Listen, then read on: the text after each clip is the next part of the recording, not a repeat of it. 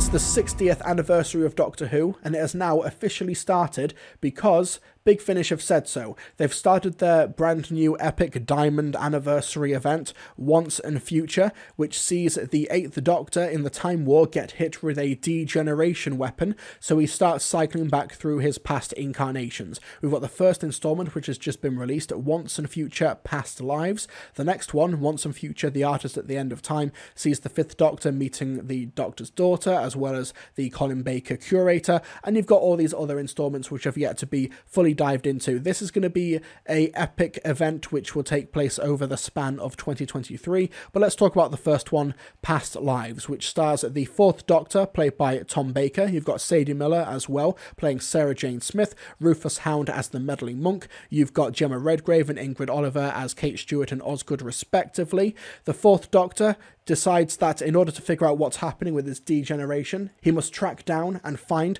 the meddling monk. But the monk is in a scheme right now to get into the Black Archive of UNIT and needs Sarah Jane Smith in order to do it, who has literally just been dropped off by the 4th Doctor at the end of the Hand of Fear, and immediately after those events gets picked up by the meddling monk. So the big threat of this story is the Hyreth, who are these awesome reptilian crocodile armoured sword-wielding creatures which are trying to get a weapon from UNIT's Black Archive and using the monk to do it, but standing in their way is a UNIT. They've managed to take down one of these things, and the 4th Doctor emerges from his TARDIS to explain the situation. Let's play a quick clip from Once and Future Past Lives.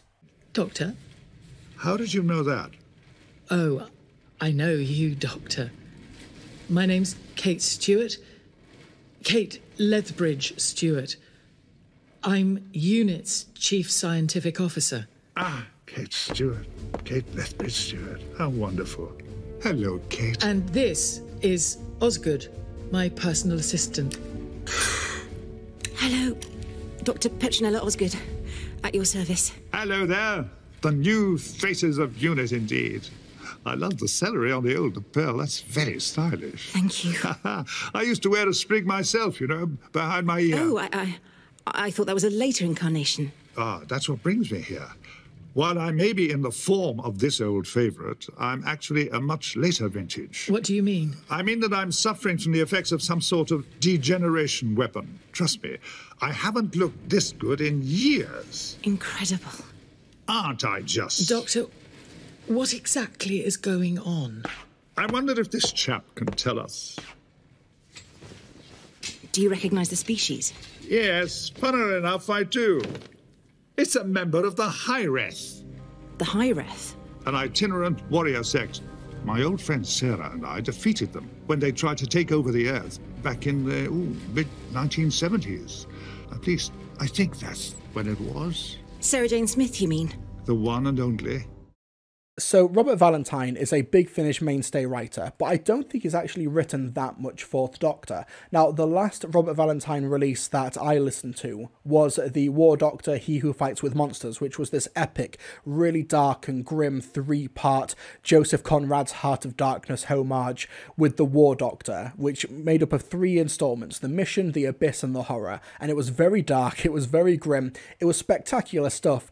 This is very, very different from Robert Valentine. This is much lighter, this is much fluffier, where you've got essentially a version of the 5 Doctors, where it is less a story which is trying to deal with these like themes of, you know, exploring your past self or who you used to be, trip down memory lane, etc. And it is basically just a storyline which does whatever it can to get as many people from the Doctor Who universe in this story as possible. 4th Doctor, meddling monk, UNIT, Sarah Jane. In the next one we've got the 5th Doctor with the Doctor's daughter and the curator, and I'm sure we're going to be seeing more of this. We know that the 9th Doctor is going to be teaming up with David Warner's Unbound Doctor in the near future, but that's not been officially released. But who's going to stop Christopher Eccleston from leaking that at a convention, I guess? If you go into Once and Future Past Lives, knowing that this is more of a celebration of the show, and there's some really fun and great interactions between Rufus Hound's meddling monk and Tom Baker, and also the immediate aftermath of the Hand of Fear, and some references to, say, the Black Archive and Unit and the Brigadier, etc., then that's mainly the way to approach Past Lives, I think, because I think there's a lot of great dramatic potential on the table there, particularly when it comes to Sarah Jane Smith, who has just, as the story opens, she has just been dropped off at the end of the Hand of Fear. She's talking to the dog saying, "Oh, he blew it," and then she starts walking away and whistling, "Oh, the TARDIS is coming back, psych, it's the meddling monk," and he kidnaps her for this other adventure, and she's got a few things that she wants to say to the Fourth Doctor, and she becomes aware of the idea that he's got more incarnations and that she was only a small part of his life. It's touched upon and then immediately dropped, so it feels like there's a great dramatic story there, but then it just says, psych, we're going to be talking about these alligator creatures which are AI generated on the front cover. I think it's a cool story, but it is basically just a roller coaster ride, where you are getting the Fourth Doctor having Brigadier-like banter with Kate. You've got Osgood, who has got fan posters and fan drawings of the Doctor in her apartment. You've got Rufus Hound doing spectacular work, as always, as the meddling monk. And I will say, I did actually like what they did with the Hyreth. I think that they were a really cool idea for a species. Their plan was really inventive in this story. And also, I really liked the way that it resolved and how the Doctor reacted to that resolution, how the plan unfolded and what the Fourth Doctor did with that. I actually thought that was a really, really cool detail, a really good way to cap off the story in a really Doctor Who way.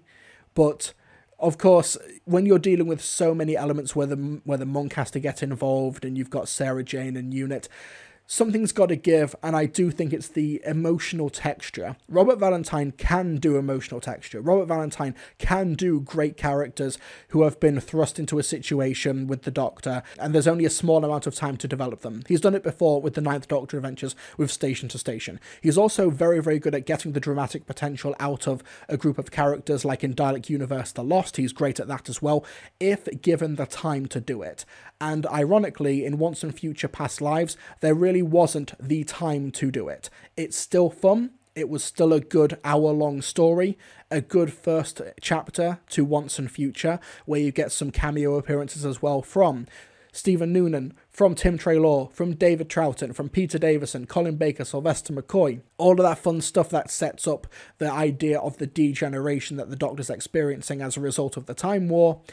But once again, it's more Five Doctors than the Day of the Doctor. A good example would be The Power of the Doctor, where if it stops for a moment, it might fall apart, but because it moves so quickly and it's establishing so many other characters and so many fan service moments from the Doctor Who universe, it's able to keep going just through sheer inertia, just through sheer momentum. And I hope that all future installments don't go for that approach. Otherwise, with how many installments have we got? We've got 1, 2, 3, 4, 5, 6, 7, 8. We've got 8 chapters. We don't want a breakneck 8-hour-long story that has no time to breathe and no time to properly establish or develop its characters in interesting ways. Now, it's a bit of a double-edged sword. I think that what you'll get with a story where Sarah Jane Smith, it turns out that she didn't get dropped off at South Croydon, she actually got whisked on another Fourth Doctor adventure immediately after the Hand of Fear.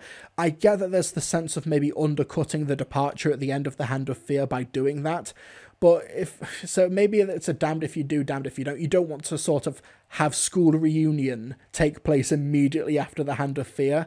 I think Sadie Miller does a really good job with the role. She's just a bit underserved here. It feels like she's only here because she's an iconic Doctor Who companion and everyone needs to show up in Once and Future, including the curator of all people as well.